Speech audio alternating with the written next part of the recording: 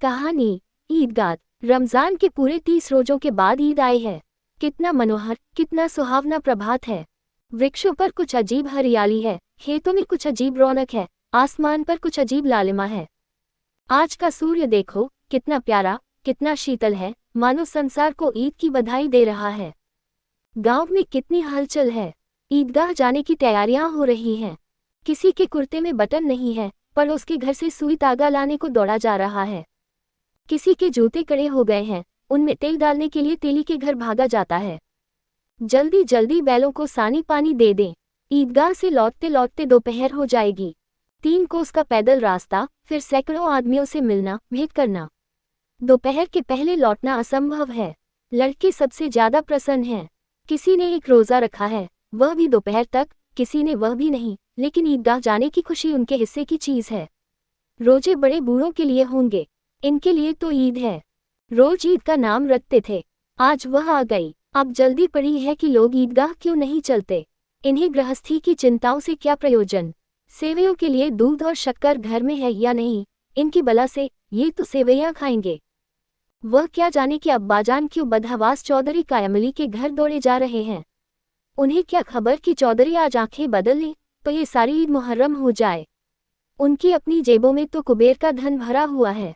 बार बार जेब से अपना खजाना निकालकर गिनते हैं और खुश होकर फिर रख लेते हैं। महमूद गिनता है, 1 2 10 12। उसके पास 12 पैसे हैं। मोहसिन के पास 1 2 3 8 9 15 पैसे हैं। इन्हीं अनगिनती पैसों में अनगिनती चीजें लाएंगे, खिलौने, मिठाइयाँ, बेगुल, गेंद और जाने क्या क्या। और सबसे ज्यादा प्रसन्न है हामिद। वह 4-5 साल का गरीब सूरत, दुबला पतला लड़का, जिसका बाप गत वर्ष हैजे की भेंट हो गया और मां न जाने क्यों पीली होती होती एक दिन मर गई। किसी को पता न चला क्या बीमारी है, कहती भी तो कौन सुनने वाला था। दिल पर जो बीतती थी वह दिल ही में सहती, और जब न सहा गया तो संसार से विदा हो गई। अब हामिद अपनी बूढ़ी दादी अमीना की गोद में सोता है और उतना ही प्रसन्न है। उसके अब्बाजान रुपये कमाने गए हैं, बहुत सी थैलियां लेकर आएंगे। अम्मी जान अल्लाह हमिया के घर से उसके लिए बड़ी अच्छी अच्छी चीजें लाने गई है, इसलिए हामिद प्रसन्न है। आशा तो बड़ी चीज है, और फिर बच्चों की आशा, उनकी कल्पना तो राय का पर्वत बना लेती है। हामिद के पाँव में जूते नहीं हैं, सिर पर एक पुरानी धुरानी टोपी जिसका गोटा काला पड़ गया है, फिर भी वह प्रसन्न है। जब उसके अब्बाजान थैलियां और अम्मीजान नियामतें लेकर आएंगी तो वह दिल के अरमान निकाल लेगा।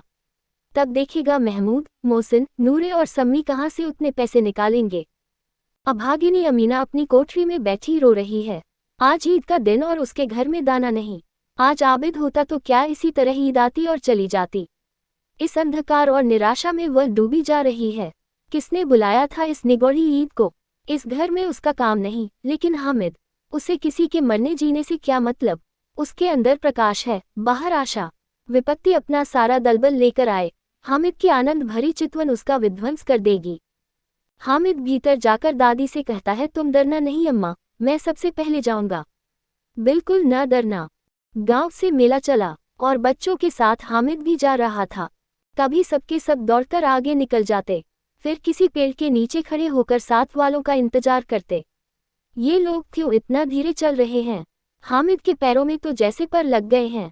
वह कभी थक सकता है। शहर का दामन आ गया। सड़क के दोनों ओर अमीरों के बगीचे हैं। पक्की चारदीवारी बनी हुई है। पेड़ों में आम और लीचियां लगी हुई हैं। कभी कभी कोई लड़का कंकड़ उठाकर आम पर निशाना लगाता है। माली अंदर से गाली देता हुआ निकलता है। लड़के वहां से एक फरलांग पर हैं, खूब हंस रहे हैं। माली को कैसे उल्लू बनाया है।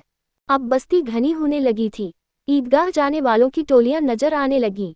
एक से एक भड़कीले वस्त्र पहने हुए, कोई इक्के टांगे पर सवार, कोई मोटर पर, सभी इत्र में बसे, सभी के दिलों में उमंग।